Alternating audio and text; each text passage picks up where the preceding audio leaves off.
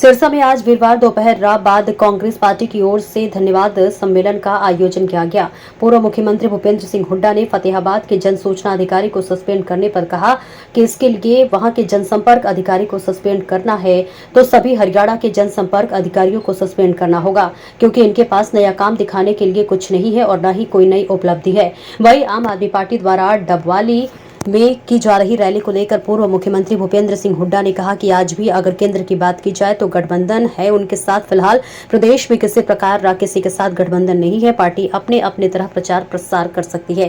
कांग्रेस प्रदेश में चुनाव लड़ने में सक्षम है। उन्होंने कहा कि मुख्यमंत्री नायब सिंह सैनी केवल घोषणाएं कर रहे हैं। लोग अब समझ चुके हैं कांग्रेस के राज में प्रदेश नंबर 1 था, लेकिन अब बेरोजगारी नंबर 1 हो गया है। आज असुरक्षित प्रदेश बनकर रह गया है। उन्होंने कहा कि विदेश में धन्यवाद समारोह किया जा रहा है। उन्होंने कहा कि एक सिरसा में रह गया था और एक रेवाड़ी और पलवल रह गया, बाकी सभी जिलों में धन्यवाद समारोह किया जा चुका है। वहीं ईडी के खतरे पर बोलते हुए कहा कि वह ऐसे परिवार में पैदा नहीं हुए हैं। कांग्रेस के विधायकों पर हुई ईडी की कार्रवाई पर उन्होंने कहा कि न्यायपालिका पर उन्हें पूरा भरोसा है। वहीं उन्होंने कहा कि वह अपने मैनिफेस्टो में सभी वर्गों को ध्यान में रखते हुए तैयार करेंगे।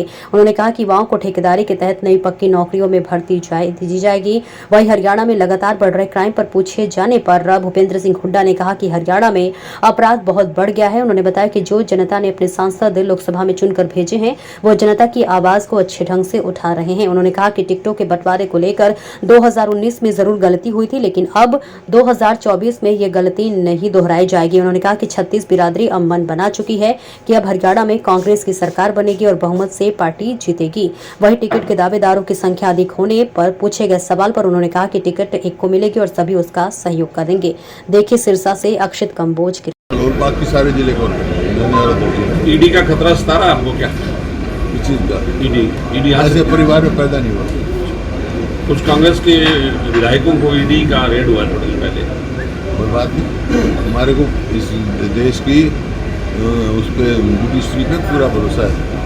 हुड्डा साहब, यहाँ कॉटन बेल्ट है और गुलाबी सुंडी आई हुई है। पिछले साल भी नरमा खराब हुआ था गुलाबी सुंडी से। इसका कोई परमानेंट हल भी नहीं निकाल। बीज अच्छा देना चाहिए और समय में प्रिकॉशन लेना चाहिए। जो काम सरकार को करना चाहिए वो नहीं करें, जब तक किसान का नुकसान हो रहा है इतना। हुड्डा साहब, सभी राजनीतिक दलों के द्वारा बुढ़ापा पेंशन बढ़ाने की चर्चा की जाती है, युवा के बेरोजगारी भत्ता बढ़ाने की चर्चा नहीं की जाती। इस समय युवा को बेरोजगारी भत्ता 3000 दिया जा रहा है। तो आपकी सरकार बनने के बाद वो अभी मैनिफेस्टो तैयार हो रहा है। मैनिफेस्टो तैयार हो रहा है, आप देखना। हर वर्ग के लिए हमारा मैनिफेस्टो, युवाओं के लिए भी है, महिलाओं के लिए भी है, अलग अलग वर्ग सब वर्ग के लिए। 3.5 लाख युवा बेरोजगार, सारे उसमें कर रहे हैं हम क्या। हरियाणा में अधिकतर भर्तियां कैंसिल हुई हैं, परीक्षाएं लीक हुई हैं, तो क्या कांग्रेस युवाओं के लिए परीक्षा की भर्ती की गारंटी लेके आएगी? बिल्कुल, हमने पहले भी करी। 2 लाख हम तो कह रहे हैं कांग्रेस सरकार बनते 2 लाख जो पद खाली है वो हम भरेंगे, पक्की नौकरी देंगे, इनकी तरह ठेकेगी नहीं। भ्रष्टाचार का अड्डा बना हुआ है ये तो। क्वेश्चन तो डाला करते हैं हुड्डा साहब, प्लाटों की घोषणा करते हैं, लेकिन जमीन कहाँ है वो नहीं पता।